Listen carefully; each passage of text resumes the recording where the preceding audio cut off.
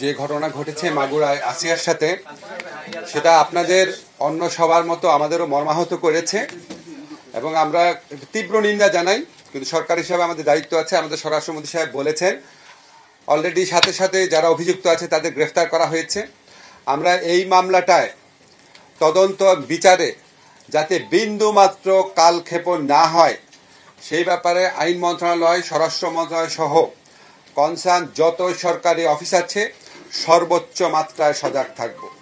এবং একই সাথে সাথে শুধু এই ধর্ষণের ঘটনা না, অন্য যে কোনো ধর্ষণ বা নারীর প্রতি সহিংসতা রোধকল্পে আমরা কিছু আইনি পদক্ষেপ নেওয়ার কথা চিন্তা করেছি। আজকে সকালে এসে আমরা মিটিং করে সিদ্ধান্ত নিয়েছি এবং এটা কিছুটা পরামর্শ করতে হবে স্টেক হোল্ডারদের সাথে, তারপর ফাইনালাইজ করব। আমরা চেষ্টা করব কয়েক দিনের মধ্যে এই আইনগত পরিবর্তনটা আনার জন্য। আইনগত পরিবর্তনের বিষয়টা শুধু ব্যাখ্যা করছি আমার পক্ষ থেকে।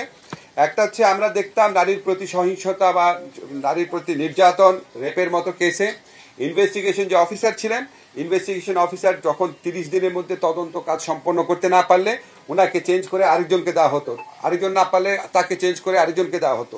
এরকমভাবে অনেকবার তদন্তকারী কর্মকর্তা পরিবর্তিত হতো, মামলার বিচার করতে অনেক দেরি হয়ে যেত। আমরা ইনশাআল্লাহ যেই সংশোধনী আনবো সেখানে আমরা বলবো যে তদন্তকারী অফিসার যাকে নির্দিষ্ট করা হয়েছে তাকেই তদন্ত কাজ সম্পন্ন করতে হবে নির্দিষ্ট সময়ের মধ্যে। তদন্তকারী অফিসার পরিবর্তন করা যাবে না। এবং এই যে তদন্তের সময় সেটাও আমরা অর্ধেক করে দিচ্ছি। আগে ছিল 30 দিন, এখন আমরা 15 দিন করে দিচ্ছি। বিচারের জন্য আগে সময় ছিল সেটাও আমরা অর্ধেক করে দিচ্ছি। 90 দিনের মধ্যে ধর্ষণের মামলায় 90 দিনের মধ্যে বিচার করতে হবে। ধর্ষণের মামলা 15 দিনের মধ্যে তদন্ত কাজ শেষ করতে হবে। এবং ধর্ষণের মামলা যদি 90 দিনের মধ্যে বিচার সম্পন্ন নাও হয়, এই অজুহাতে কাউকে জামিন দেওয়া যাবে না। আগে ছিল 180 দিনের মধ্যে বিচার না হলে জামিন দেওয়া যেত এই গ্রাউন্ডে, এখন কোনো জামিন দেওয়া হবে না ধর্ষণের মামলার ক্ষেত্রে। এছাড়া আমরা ধর্ষণের মামলার ক্ষেত্রে বিচারের ক্ষেত্রে যদি কোনো রকম গাফলতি থাকে তার ব্যাপারে ডিপার্টমেন্টাল অ্যাকশন নেওয়ার পদক্ষেপ সুনির্দিষ্ট বিধান আমরা আইনে সংযোজন করব। এছাড়া আমরা ধর্ষণের মামলার ক্ষেত্রে একটা সমস্যা হতো যে আপনারা জানেন যে ডিএনএ সার্টিফিকেট লাগতো। তা আমাদের দেশে সমস্ত অঞ্চলে ডিএনএ সার্টিফিকেট নেওয়ার সিস্টেম নাই, সুবিধাটা নাই। ফলে এই ডিএনএ সার্টিফিকেট নেওয়ার জন্য শুধু যে ভিকটিম তার না, অ্যাকিউজ যে পার্সন আসামি তারও ডিএনএ একটা ফরেন্সিক রিপোর্ট লাগতো।